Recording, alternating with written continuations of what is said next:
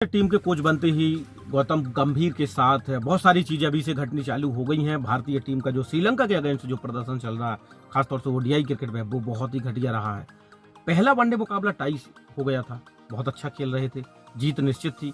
और दूसरा वनडे मुकाबला तो आप हार ही गए 34 रनों से। 240 जैसा एक छोटा सा स्कोर श्रीलंका जैसी टीम के सामने आप चेस नहीं कर सकते।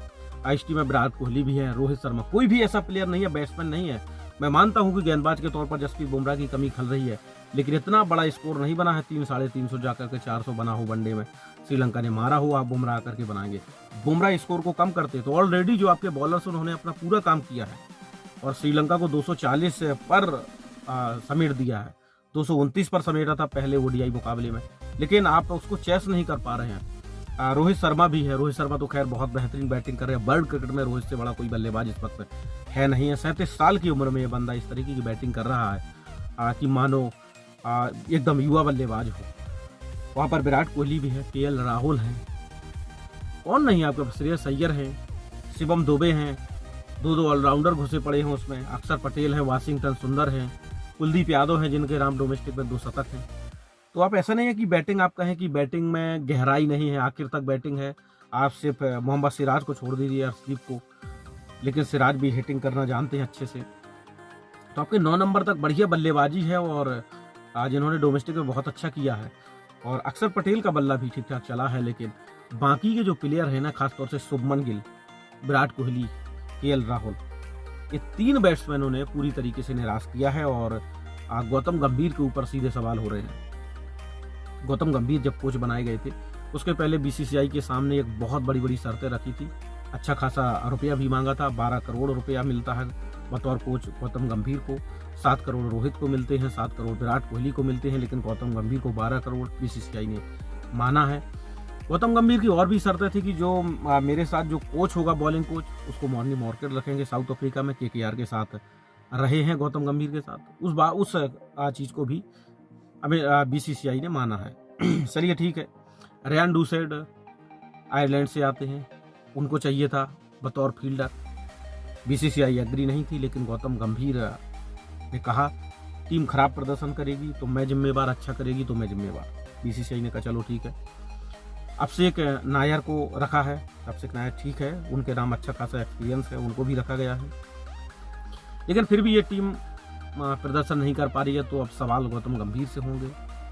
और जो गौतम गंभीर को जब कोच बनाया गया था, तमाम तरह की चीज़ें हुई थी और ऐसा भी लगातार कुछ एक ऐसा तबका भी था जो गौतम गंभीर पर इल्ज़ाम लगा रहा था कि शायद सीएसके के प्लेयर को उतने मौके नहीं मिलने वाले हैं जितने मिला करते थे। खैर ठीक है, सीएसके से शिवम दुबे खेल रहे हैं, ख़राब खेल रहे हैं, लेकिन फिर भी उनको 11 में जगह दी जा रही है। और एक और बात जो हो रही थी कि गौतम गंभीर का जो नेचर रहा है जग जाहिर है, किसी से छिपा नहीं है। आए दिन उनका झगड़ा होता रहता है, भले ही उनकी उम्र बढ़ती चली जा रही है, लेकिन गौतम गंभीर है कि एक बच्चों की तरह बिहेव करते हैं जब मैदान पर होते हैं। कई बार विराट कोहली के साथ उनके उलझे हैं। बहरहाल ऑस्ट्रेलिया के साथ तो उनका चलता रहा, पाकिस्तान के साथ वो ठीक है, लेकिन घर पर भी लड़ाई होती रही है। तो गौतम गंभीर का जो कार्यकाल बढ़ता हुआ नजर आ रहा है, मुझे याद आ रहा है ग्रेग चैपल की। ग्रेग चैपल एक ऐसे कोच थे जिन्होंने एक बीसीसीआई के सामने एक बड़ी डिमांड रख दी थी, और ग्रेग चैपल सौरभ गांगुली के पसंद थे, उनको बनाया गया। लेकिन जुड़ने के बाद उन्होंने अपनी जमकर के मनमानी की, बीसीसीआई ने बहुत पावर दिया था। सचिन तेंदुलकर जो इनके नाम वर्ल्ड रिकॉर्ड है, शायद उससे बड़ा कोई रिकॉर्ड बना भी नहीं सकता बतौर ओपनर, उनको जाकर के 2007 के वर्ल्ड कप में मिडिल ऑर्डर में बैटिंग कराई थी। और उनका सीधे तौर पर कहना था, जब सवाल किया गया कि सचिन मिडिल ऑर्डर में आते हैं तो दूध में उबाल का काम करते हैं। सिंपल सा लॉजिक है यार, जो आपका सबसे बेस्ट बैट्समैन हो टीम का, सबसे बेस्ट, उसको आप ज्यादा से ज्यादा बॉलें चाहेंगे कि वो खेले, उसे आप जाकर के नीचे डाल रहे।